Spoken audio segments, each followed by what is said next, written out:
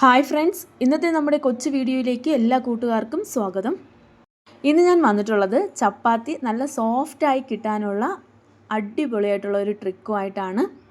ഈ രീതിയിൽ ചപ്പാത്തി ഉണ്ടാക്കിയാൽ എത്ര മണിക്കൂർ കഴിഞ്ഞാലും ചപ്പാത്തി സോഫ്റ്റായി തന്നെ ഇരിക്കുകയുള്ളൂ. അപ്പോൾ കൂട്ടുകാർക്കെല്ലാം ഉറപ്പായിട്ടും ഈ ഒരു വീഡിയോ ഇഷ്ടമാകും. നല്ല സൂപ്പർ സോഫ്റ്റ് ചപ്പാത്തി നമുക്ക് തയ്യാറാക്കാം. ഇതേ രീതിയിൽ നമ്മൾ ചപ്പാത്തി ഉണ്ടാക്കുകയാണെങ്കിൽ 3 ചപ്പാത്തി കഴിക്കുന്നവർ ഉറപ്പായിട്ട് 5 ചപ്പാത്തി കഴിച്ചിരിക്കും. അതുപോലെ കുഞ്ഞു കുട്ടികൾക്കൊക്കെ വളരെ ഈസി ആയിട്ട് നമുക്ക് ചപ്പാത്തി കഴിപ്പിക്കാനായിട്ട് പറ്റും. അപ്പോൾ സോഫ്റ്റ് ചപ്പാത്തി എങ്ങനെയാണ് തയ്യാറാക്കിയെടുക്കാമെന്ന് നോക്കാം. കൂട്ടുകാരെല്ലാം വീഡിയോ സ്കിപ്പ് ചെയ്യാതെ മുഴുവനായി കാണണം.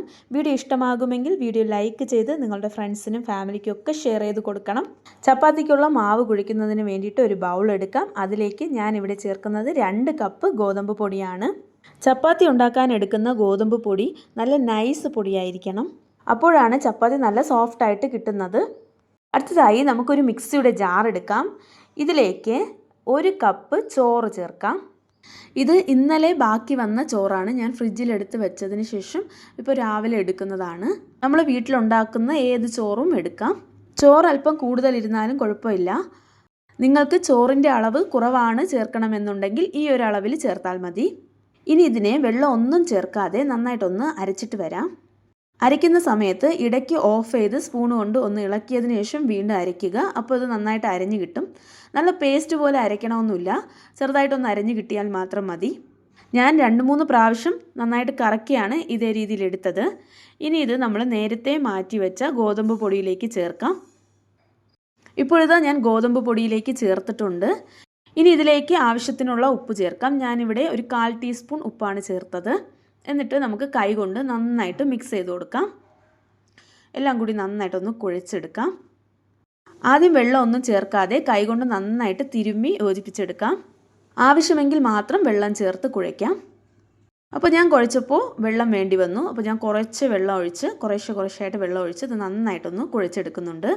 ഇതിനി നമ്മൾ നോർമലി ചപ്പാത്തിക്ക് എങ്ങനെയാണോ മാവ് കുഴയ്ക്കുന്നത് അതേ രീതിയിൽ കുഴച്ചെടുത്താൽ മതി. ഇത് റെസ്റ്റ് ചെയ്യാനായിട്ടൊന്നും വയ്ക്കേണ്ടതില്ല. നല്ല സോഫ്റ്റായി കുഴച്ച ഉടൻ തന്നെ നമുക്ക് ചപ്പാത്തി ഉണ്ടാക്കാം. നല്ല സൂപ്പർ സോഫ്റ്റ് ചപ്പാത്തി കിട്ടും. ഇതള് പോലത്തെ ചപ്പാത്തി എന്ന് പറയൂലേ, ആ ഒരു രീതിയിലുള്ള ചപ്പാത്തി നമുക്ക് തയ്യാറാക്കിയെടുക്കാം. ഇത് നമ്മൾ അല്പനേരം മാറ്റി വെക്കുകയാണെങ്കിൽ കുറച്ചൊന്ന് ഒട്ടൽ വരും. അപ്പോൾ നമ്മൾ കുറച്ച് മാവ് ചേർത്തിട്ട് വീണ്ടും കുഴയ്ക്കേണ്ടി വരും. അതുകൊണ്ട് നിങ്ങൾ ഉടനെ തന്നെ ഉണ്ടാക്കുക. ഇപ്പോഴിതാ ഞാനൊരു 10 മിനിറ്റ് ഇത് റെസ്റ്റ് ചെയ്യാനായിട്ട് വയ്ക്കുവാണ്. നിർബന്ധമില്ല. ഈ ചപ്പാത്തിക്ക് കോമ്പിനേഷനായ ഒരു സൈഡ് ഡിഷ് തയ്യാറാക്കി എടുക്കുന്നതിന് വേണ്ടിയിട്ടാണ് ഞാനിതിപ്പോൾ മാറ്റി വയ്ക്കുന്നത്. 10 മിനിറ്റിനുള്ളിൽ തന്നെ നമുക്കൊരു സൈഡ് ഡിഷ് തയ്യാറാക്കാം.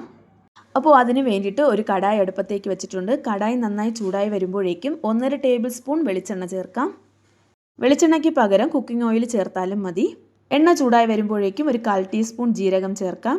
ഇതിലേക്ക് ചേർക്കുന്നതിന് വേണ്ടിയിട്ട് 2 ബേ ലീഫ്, ഒരു ചെറിയ കഷ്ണം പട്ട, ഒരു ഏലയ്ക്ക, ഒരു വലിയ ഏലയ്ക്ക. ഈ ഏലയ്ക്ക ഉണ്ടെങ്കിൽ മാത്രം ചേർത്താൽ മതി, ഇല്ല എങ്കിൽ 2 ഏലയ്ക്ക ചേർക്കാം. അടുത്തതായി ഒരു 2 ഗ്രാമ്പു. ഇത്രയും നമ്മൾ ഇതിലേക്ക് ഇട്ട് കൊടുക്കാം. അപ്പോൾ ബേ ലീഫ് ആദ്യം നമ്മൾ മാറ്റി ഇത് നന്നായിട്ട് മൊരിഞ്ഞ് വന്നതിന് ശേഷം ബേ ലീഫ് ഇട്ട് കൊടുക്കാം. ചെറുതായിട്ടൊന്ന് വഴറ്റി കൊടുക്കാം. ഇപ്പോൾ ഇത് ഏലക്കയും പട്ടയും ഗ്രാമ്പും ഒക്കെ നന്നായിട്ട് മൊരിഞ്ഞിട്ടുണ്ട്. ഈ സമയത്ത് ഞാൻ ബേ ലീഫ് ഇട്ട് കൊടുത്തിട്ടുണ്ട്. എന്നിട്ട് ഒന്ന് വഴറ്റി കൊടുക്കാം. അടുത്തതായി 2 മീഡിയം സൈസ് സവാള നീളത്തിൽ അരിഞ്ഞ് ചേർക്കാം. നല്ല കനം കുറഞ്ഞ് അരിഞ്ഞ് ചേർക്കുക. എന്നിട്ടൊന്ന് വഴറ്റി കൊടുക്കുക. ഇതിലേക്ക് 2 പച്ചമുളക് നീളത്തിൽ അരിഞ്ഞ് ചേർത്ത് കൊടുക്കാം. ഇത് നല്ല എരിയുള്ള പച്ചമുളകാണ്. അടുത്തതായി 1 ടേബിൾ സ്പൂൺ ഇഞ്ചി വെളുത്തുള്ളിയുടെ പേസ്റ്റ് ചതച്ച് ചേർക്കാം. അടുത്തതായി കുറച്ച് കറിവേപ്പില ചേർക്കാം. എല്ലാം കൂടി നന്നായിട്ടൊന്ന് മിക്സ് ചെയ്ത് കൊടുക്കാം. എല്ലാം കൂടി നന്നായി യോജിപ്പിച്ചതിന് ശേഷം ആവശ്യത്തിന് ഉപ്പ് ചേർക്കാം. കുറച്ച് മാത്രമാണ് ഉപ്പ് ചേർക്കുന്നത്. ഒരു 1/4 ടീസ്പൂൺ അളവിലാണ് ഞാൻ ഉപ്പ് ചേർത്തത്. അതിനുശേഷം ഒരു 1/4 ടീസ്പൂൺ മഞ്ഞൾപ്പൊടി കൂടി ചേർത്ത് നന്നായിട്ട് വഴറ്റി കൊടുക്കാം. നന്നായിട്ട് വഴറ്റി ഈ ഉള്ളിയൊക്കെ നല്ലൊരു ഗോൾഡൻ കളർ ആകുന്നത് വരെ വഴറ്റണം. ഇപ്പോഴിതാ ഉള്ളി നന്നായി വഴന്ന് നല്ലൊരു ഗോൾഡൻ കളറായി വന്നിട്ടുണ്ട്. ഇനി ഈ ഉള്ളി കടായിയുടെ ഒരു സൈഡിലേക്ക് മാറ്റി വയ്ക്കാം. ഇതിൽ ചേർക്കേണ്ട ഡ്രൈ മസാലകളൊക്കെ ഒന്ന് ഫ്രൈ ചെയ്തെടുക്കുന്നതിന് വേണ്ടിയിട്ടാണ് ഇതേപോലെ ചെയ്യുന്നത്. അതിനായി 1 ടീസ്പൂൺ മുളക് പൊടി, 1 ടീസ്പൂൺ മല്ലിപ്പൊടി, ഒരു 1/4 ടീസ്പൂണിനും താഴെ അളവിൽ ഉലുവയുടെ പൊടി ചേർക്കാം. ഇനി ഒരു നുള്ള് കായം ചേർക്കാം. കായത്തിൻ്റെ പൊടി ചേർക്കാം. അടുത്തതായി ഒരു 1/2 teaspoon garam masala, 1/2 teaspoon chicken masala ഇതൊക്കെ ചേർത്ത് നന്നായിട്ടൊന്ന് ഫ്രൈ ചെയ്തെടുക്കാം. ഈ മസാലകളുടെ പച്ചമണമൊക്കെ ഒന്ന് മാറി കിട്ടുന്നത് വരെ ഫ്രൈ ചെയ്തിട്ട് മാറ്റി വെച്ച ഉള്ളിയുമായി ചേർത്ത് വഴറ്റാം. നന്നായി ഒന്ന് വഴറ്റി കൊടുക്കാം. എല്ലാം കൂടി ചേർത്ത് നന്നായി ഒന്ന് യോജിപ്പിച്ചെടുക്കാം. ഇനി ഇതിലേക്ക് ഒരു വലിയ തക്കാളി ചെറുതായി അരിഞ്ഞ് ചേർക്കാം. എന്നിട്ട് എല്ലാം കൂടി നന്നായിട്ടൊന്ന് യോജിപ്പിച്ചെടുക്കാം. തക്കാളിയും ചേർത്ത് നന്നായി വഴറ്റിയതിന് ശേഷം ഇതിലേക്ക് ഒരു 1/2 കപ്പ് വെള്ളം ചേർക്കാം. ഒന്നും കൂടി നന്നായിട്ടൊന്ന് മിക്സ് ചെയ്ത് കൊടുക്കാം. ഇനി ഇത് തിളപ്പിക്കാനായി അനുവദിക്കാം. ഇപ്പോഴിതാ നന്നായി തിളച്ച് വന്നിട്ടുണ്ട്. ഇനി നമുക്ക് സ്റ്റവിൻ്റെ ഫ്ലെയിം മീഡിയത്തിലോട്ട് ആക്കിയിട്ട് ഇത് 2 മിനിറ്റ് അടച്ചു വെച്ച് വേവിക്കാം. ആ ഒരു സമയത്ത് തക്കാളിയൊക്കെ നല്ല സോഫ്റ്റായിട്ട് വെന്ത് കിട്ടും. ഇപ്പോഴിതാ 2 മിനിറ്റ് ആയിട്ടുണ്ട്. നമുക്ക് അടപ്പ് തുറന്ന് നോക്കാം. തക്കാളി നല്ല സോഫ്റ്റായിട്ട് തന്നെ വെന്ത് കിട്ടിയിട്ടുണ്ട്. ഇനി ഇതിലേക്ക് ആവശ്യത്തിന് വെള്ളം ചേർക്കാം. ഞാൻ ഇതിലേക്ക് 1 കപ്പ് വെള്ളമാണ് ചേർക്കുന്നത്. അല്പം ഒന്ന് തിക്കായ കൺസിസ്റ്റൻസിയിലാണ് ഞാനിവിടെ തയ്യാറാക്കിയെടുക്കുന്നത്. നിങ്ങൾക്ക് അല്പം ലൂസായിട്ടുള്ള കൺസിസ്റ്റൻസി വേണമെങ്കിൽ അതിനനുസരിച്ചിട്ട് വെള്ളം ചേർക്കാം. ഗ്രേവി നന്നായി തിളച്ച് വരുമ്പോഴേക്കും ഇതിലേക്ക് 1 കപ്പ് കടല നേരത്തെ തന്നെ ഞാൻ വേവിച്ച് വെച്ചിട്ടുണ്ട്. ഇതിലേക്ക് ഉപ്പും മഞ്ഞളും ചേർത്താണ് ഞാൻ വേവിച്ചത്. അത് ഇതിലേക്ക് ചേർക്കാം. കുറച്ച് വേവിച്ച കടല മാറ്റി വെച്ചിട്ടുണ്ട്. അത് ഇതിലേക്ക് സ്മാഷ് ചെയ്ത് ചേർക്കാം. കടല ചേർത്തതിന് ശേഷം ഗ്രേവി നന്നായി മിക്സ് ചെയ്ത് കൊടുക്കാം. നന്നായി ഒന്ന് തിളയ്ക്കാനായിട്ട് അനുവദിക്കാം. നന്നായി തിളച്ച് വരുന്ന സമയത്ത് നമ്മൾ നേരത്തെ മാറ്റി വെച്ചിട്ടുണ്ടായിരുന്ന ആ കടല സ്മാഷ് ചെയ്ത് ഇതിലേക്ക് ചേർക്കാം. മിക്സി ജാറിലിട്ടൊന്ന് അടിച്ചെടുത്താലും മതി, അല്ലെങ്കിൽ പൊട്ടറ്റോ സ്മാഷർ വെച്ചിട്ട് ഒന്ന് സ്മാഷ് ചെയ്തെടുത്താലും മതിയാകും. നമ്മളിങ്ങനെ സ്മാഷ് ചെയ്ത് കടല ചേർക്കുന്നതിന് പകരം കടല വേവിക്കുന്ന സമയത്ത് ഒരു ഉരുളക്കിഴങ്ങ് കൂടി അതിനോടൊപ്പം ചേർത്ത് വേവിച്ചിട്ട് ഇതുപോലെ ഉടച്ച് ചേർത്താൽ മതിയാകും. ഗ്രേവിക്ക് നല്ല തിക്നെസ് കിട്ടുന്നതിന് വേണ്ടിയിട്ടാണ് നമ്മളിതുപോലെ കടല ഉടച്ച് ചേർക്കുന്നത്, അല്ലെങ്കിൽ ഉരുളക്കിഴങ്ങ് ഉടച്ച് ചേർക്കുന്നത്. അങ്ങനെ ചേർക്കുമ്പോൾ ഇതിൻ്റെ ടേസ്റ്റും അടിപൊളിയായിരിക്കും. ഇപ്പോൾ ഗ്രേവി നന്നായി തിളച്ചിട്ടുണ്ട്. ഇനി ഒരു 2 മിനിറ്റ് മീഡിയം ഫ്ലെയിമിൽ നമ്മളിത് അടച്ച് വെച്ച് വേവിക്കാം. ഈ സമയം കൊണ്ട് ഈ കടലക്കറി നല്ല പെർഫെക്റ്റ് സെറ്റായി കിട്ടും. 2 മിനിറ്റ് കഴിഞ്ഞിട്ടുണ്ട്. ഇനി അടപ്പ് തുറക്കാം. ഇനി നമുക്കിതിലേക്ക് ആവശ്യത്തിന് മല്ലിയിലയോ അല്ലെങ്കിൽ പുതിനയിലയോ ചേർക്കാം. എൻ്റെ കയ്യിൽ മല്ലിയില ഇല്ല, അതുകൊണ്ട് ഞാനിതിലേക്ക് കുറച്ച് പുതിനയിലയാണ് ചേർക്കുന്നത്. ഒന്ന് മിക്സ് ചെയ്തതിന് ശേഷം ഫ്ലെയിം ഓഫ് ചെയ്യാം. വളരെ ടേസ്റ്റി ആയിട്ടുള്ള ഒരു കടലക്കറിയാണിത്.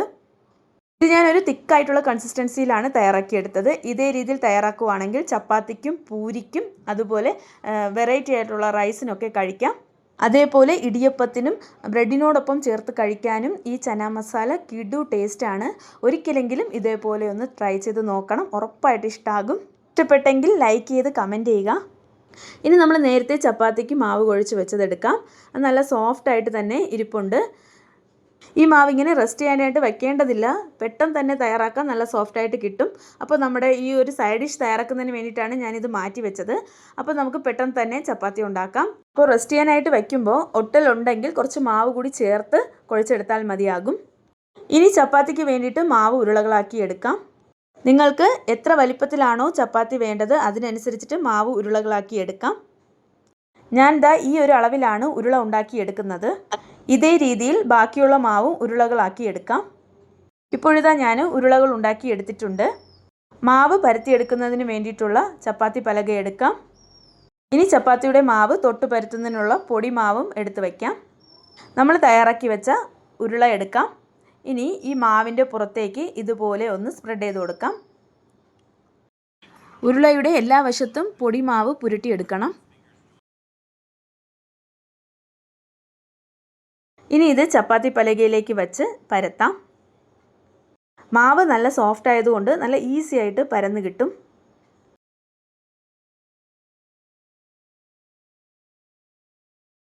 നല്ല നൈസായിട്ടും ഇത് പരത്തിയെടുക്കാം, അതല്ലാതെ നല്ല കട്ടിയായിട്ടും ഇത് പരത്താവുന്നതാണ്.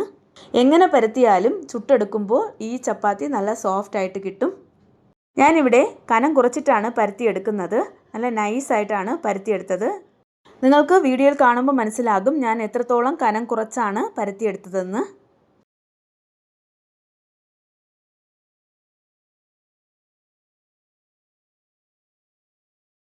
ഇനി ഇനി ഇതൊരു പ്ലേറ്റിലോട്ട് മാറ്റാം. ഇനി നമ്മൾ ബാക്കിയുള്ള ഉരുള കൂടി ഇതുപോലെ പരത്തിയെടുക്കാം. നമ്മൾ പരത്തുന്നതിന് വേണ്ടിയിട്ട് ഉരുള എടുക്കുമ്പോൾ ഒരു പ്രാവശ്യം കൈവെള്ളയിൽ വെച്ചിട്ട് നന്നായിട്ടൊന്ന് ഉരുട്ടിയെടുക്കാം. നല്ല ബോൾ പോലെ ഇരിക്കുമ്പോഴാണ് പരത്തിയെടുക്കുമ്പോൾ നല്ല റൗണ്ടായിട്ട് കിട്ടുക. എന്നിട്ട് പൊടി മാവിൽ പുരട്ടിയെടുത്തതിന് ശേഷം നമ്മളിത് പരത്തിയെടുക്കാം. വളരെ ഈസി ആയിട്ട് സിമ്പിളായിട്ട് പരത്തിയെടുക്കാൻ പറ്റും. ഇപ്പോൾ ഇതാ രണ്ടാമത്തതും കൂടി പരത്തിയെടുത്തിട്ടുണ്ട്. ഇതേ രീതിയിൽ നമുക്ക് ബാക്കിയുള്ള ഉരുളകളും കൂടി പരത്തിയെടുക്കാം. പരത്തിയെടുക്കുന്നതോടൊപ്പം നമ്മൾ ചുട്ടെടുക്കുകയാണെങ്കിൽ കൂടുതൽ നല്ലതാണ്. ഇതുപോലെ കനം കുറച്ച് പരത്തുമ്പോൾ കുട്ടികൾക്ക് ഈസിയായി കഴിക്കാൻ പറ്റും. നമുക്ക് ചപ്പാത്തി ചുട്ടെടുക്കാം. അതിന് വേണ്ടിയിട്ട് ഒരു തവ അടുപ്പത്തേക്ക് വെച്ച് ചൂടാക്കാനായിട്ട് വയ്ക്കാം. ചൂടായ തവയിലേക്ക് നമുക്ക് പരത്തി വെച്ചത് ഇട്ട് കൊടുക്കാം. ഒരു സൈഡ് ചെറുതായിട്ടൊന്ന് പൊള്ളി വരുമ്പോഴേക്കും തിരിച്ചിട്ട് കൊടുക്കാം. ഇതുപോലെ ബബിൾ ആയതിനു ശേഷം വേണം തിരിച്ചിട്ട് കൊടുക്കാൻ. ഇനി ഇതുപോലെ ബബിൾ പോലെ പൊങ്ങി വരുന്ന സമയത്ത് ചട്ടുകം വെച്ച് ചെറുതായിട്ടൊന്ന് പ്രസ് ചെയ്ത് കൊടുക്കാം. അപ്പോൾ ചപ്പാത്തിയുടെ ഉള്ളിലെ എല്ലാ വശത്തും ആവി കയറി ചപ്പാത്തി നല്ല സോഫ്റ്റായി വെന്ത് കിട്ടും. ഇനി തിരിച്ചും മറിച്ചിട്ട് ചുട്ടെടുക്കാം. രണ്ട് വശവും നന്നായി പൊള്ളിയതിന് ശേഷം നെയ്യോ അല്ലെങ്കിൽ എണ്ണയോ ഇതിലേക്ക് പുരട്ടി കൊടുക്കാം. ഞാനിവിടെ എണ്ണയാണ് ചേർക്കുന്നത്. നെയ്യ് ചേർക്കുകയാണെങ്കിൽ കൂടുതൽ സ്വാദായിരിക്കും. കുട്ടികൾക്കാണെങ്കിൽ നെയ്യ് ചേർത്ത് കൊടുക്കുക. ഇപ്പോഴത്തെ നമ്മൾ ആദ്യത്തെ ചപ്പാത്തി ഇവിടെ റെഡിയാക്കി എടുത്തിട്ടുണ്ട്. നല്ല സോഫ്റ്റ് ആയിട്ടുള്ള നല്ല ടേസ്റ്റി ആയിട്ടുള്ള ഒരു ചപ്പാത്തിയാണ്. ഈ ചപ്പാത്തി എത്ര മണിക്കൂർ കഴിഞ്ഞാലും അല്ലെങ്കിൽ ഒരു 3 ദിവസം കഴിഞ്ഞാലും ഇതേപോലെ തന്നെ ഇരിക്കും. എന്നാൽ ഇത് 3 ദിവസമൊന്നും വച്ചിരിക്കാൻ പാടില്ല. നമ്മളിതിലേക്ക് ചോറ് ചേർത്തിട്ടുണ്ട്. അതുകൊണ്ട് അധിക ദിവസമൊന്നും വയ്ക്കാൻ പറ്റില്ല. ഒരു ദിവസം മൊത്തം ഇത് നല്ല സോഫ്റ്റ് ആയിട്ട് തന്നെ ഉണ്ടായിരിക്കും. അതുകൊണ്ട് ടിഫിൻ ബോക്സിലൊക്കെ വെച്ച് കുട്ടികൾക്ക് വേണ്ടിയിട്ട് ഇത് കൊടുത്തയക്കാം. കോളേജിലും ഓഫീസിലും ഒക്കെ ഇത് കൊണ്ടുപോകാം. എത്ര സമയമായിരുന്നാലും നല്ല സോഫ്റ്റ് ആയിട്ടുള്ള ചപ്പാത്തി നമുക്ക് കഴിക്കാൻ പറ്റും. കുട്ടികൾക്കൊക്കെ ചപ്പാത്തി കഴിക്കാൻ ബുദ്ധിമുട്ടാണ്. എന്നാൽ ഇതുപോലെ ചപ്പാത്തി ഉണ്ടാക്കി കൊടുത്താൽ അവർ ഒരു ബുദ്ധിമുട്ടും ഇല്ലാതെ വളരെ ഈസി ആയിട്ട് ദോശയൊക്കെ കഴിക്കുന്നത് പോലെ തന്നെ ഇതും കഴിക്കും. അടിപൊളി ടേസ്റ്റും കൂടെയാണ്. നമ്മൾ ചോറ് ബാക്കി വരുമ്പോൾ എന്ത് ചെയ്യുമെന്ന് കരുതിയിരിക്കൂലേ? എന്നാൽ നിങ്ങൾ ഇനിമേൽ ചോറ് ബാക്കി വന്നാൽ ഒട്ടും വിഷമിക്കാതെ ചപ്പാത്തി ഉണ്ടാക്കാനായിട്ട് എടുത്താൽ മതി. ഉച്ചക്കത്തെ ചോറാണെങ്കിൽ രാത്രി ചപ്പാത്തി ഉണ്ടാക്കാൻ എടുക്കാം. അതല്ലാതെ രാത്രിയാണ് ചോറ് ബാക്കി വന്നതെങ്കിൽ അടുത്ത ദിവസം നമ്മൾ രാവിലത്തെ ബ്രേക്ക്ഫാസ്റ്റിന് വേണ്ടിയിട്ട് ചപ്പാത്തി തയ്യാറാക്കാം. ഇതേപോലെ ചോറ് ചപ്പാത്തിക്ക് എടുക്കുകയാണെങ്കിൽ ഒരിക്കലും ചോറ് വേസ്റ്റ് ആകില്ല. ഇതുപോലെ നല്ല സോഫ്റ്റായ ചപ്പാത്തിയും കഴിക്കാം. ചോറ് ചേർത്തിട്ട് ഇതുപോലെ ചപ്പാത്തി ഉണ്ടാക്കി നോക്കണം. ഉറപ്പായിട്ട് ഇഷ്ടമാകും. ഇതുപോലെ ഉണ്ടാക്കി നോക്കിയിട്ട് നിങ്ങളുടെ അഭിപ്രായങ്ങൾ കമൻറ്റ് ബോക്സിൽ വന്ന് അറിയിക്കുകയും ചെയ്യണം. നിങ്ങളുടെ അഭിപ്രായങ്ങൾ മറ്റുള്ളവർ കമൻറ്റ് ബോക്സിൽ വായിക്കുമ്പോഴാണ് അവർക്കും ഈ റെസിപ്പി ചെയ്യാനുള്ള പ്രചോദനം കിട്ടുകയുള്ളൂ. അപ്പോൾ ഉറപ്പായിട്ടും അഭിപ്രായങ്ങൾ അറിയിക്കണം. അപ്പോൾ വളരെ സോഫ്റ്റും ടേസ്റ്റിയുമായിട്ടുള്ള ഈ ഒരു ചപ്പാത്തിയുടെ റെസിപ്പി കൂട്ടുകാർക്കെല്ലാം ഇഷ്ടമായെന്ന് കരുതുന്നു.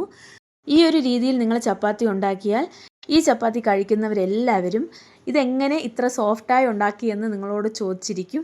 അതുപോലെ തന്നെ ഈ ചപ്പാത്തിക്ക് കോമ്പിനേഷനായി തയ്യാറാക്കിയ ചന മസാലയും ട്രൈ ചെയ്ത് നോക്കണം. വളരെ ടേസ്റ്റി ആയിട്ടുള്ള ഒരു ചന മസാലയാണ്.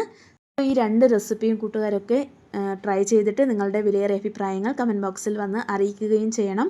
അപ്പോൾ ഇന്ന് കാണിച്ച ഈ വീഡിയോ കൂട്ടുകാർക്കെല്ലാം ഇഷ്ടമായെന്ന് കരുതുന്നു. ഇഷ്ടമായെങ്കിൽ നമ്മുടെ ഈ വീഡിയോ ലൈക്ക് ചെയ്ത് നിങ്ങളുടെ ഫ്രണ്ട്സിനും ഫാമിലിക്കും ഒക്കെ ഷെയർ ചെയ്ത് കൊടുക്കണം. അതേപോലെ നമ്മുടെ ചാനൽ സബ്സ്ക്രൈബ് ചെയ്യാതെ കാണുന്ന കൂട്ടുകാർ ആരെങ്കിലും ഉണ്ടെങ്കിൽ ചാനൽ ഒന്ന് സബ്സ്ക്രൈബ് ചെയ്ത് അടുത്തുള്ള ബെല്ലൈക്കണിൽ ഓൾ എന്ന ബെല്ലൈക്കൺ കൂടി പ്രസ് ചെയ്ത് കൊടുക്കണം. അപ്പോൾ മാത്രമേ ഞാനിടുന്ന എല്ലാ വീഡിയോസിൻ്റെ നോട്ടിഫിക്കേഷനും നിങ്ങൾക്ക് എളുപ്പം ലഭിക്കുകയുള്ളൂ. അപ്പോൾ പുതിയൊരു വീഡിയോയുമായി വീണ്ടും വരാം. അതുവരെ എല്ലാ കൂട്ടുകാർക്കും നന്ദി.